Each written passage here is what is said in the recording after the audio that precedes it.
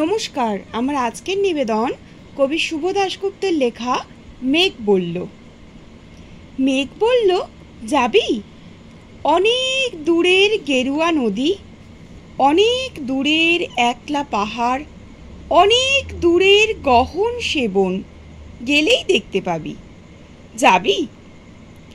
জানলা দিয়ে মুখ ঢুকিয়ে বলল সে মেঘ, যাবি? আমার সঙ্গে যাবি? দিন ফুরিয়ে রাত ঘনাবে, রাত্রি গিয়ে সকাল হবে, নীল আকাশে উড়বে পাখি, গেলেই দেখতে পাবি। যাবি? শ্রাবণ মাসের একলা দুপুর, মেঘ বলল, যাবি? আমার সঙ্গে যাবি? কেমন করে যাব রে মেঘ, কেমন করে যাব? নিয়ম বাঁধা জীবন আমার, নিয়ম ঘেরা এধার ওধার, কেমন করে নিয়ম ভেঙে এ জীবন হারাবো? কেমন করে যাব রে মেঘ, কেমন করে যাব?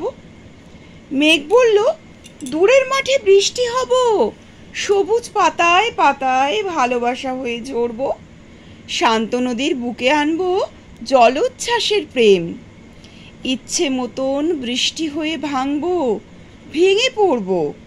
এই মেয়ে, তুই যাবি? আমার সঙ্গে যাবি? যাব না মেঘ, পারবো না রে যেতে, আমার আছে কাজের বাঁধন, কাজেই থাকি মেতে, কেবল যখন ঘুমিয়ে পড়ি তখন আমি যাই, সীমার বাঁধন ডিঙিয়ে দৌড়ে এক ছুটে পালাই, তখন আমি যাই। স্বপ্নে আমার গেরুয়া নদী, স্বপ্নে আমার সুনীল আকাশ, স্বপ্নে আমার দূরের পাহাড়, সব কিছুকে পাই।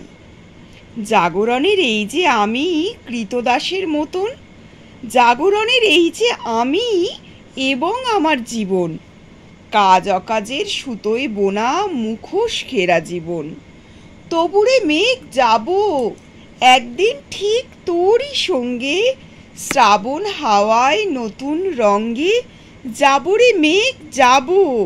সেদিন আমি শিমুল পলাশ ভিজবো বলে যাব, পাগল হাওয়ায় উতল ধারায় আমায় খুঁজে পাবো।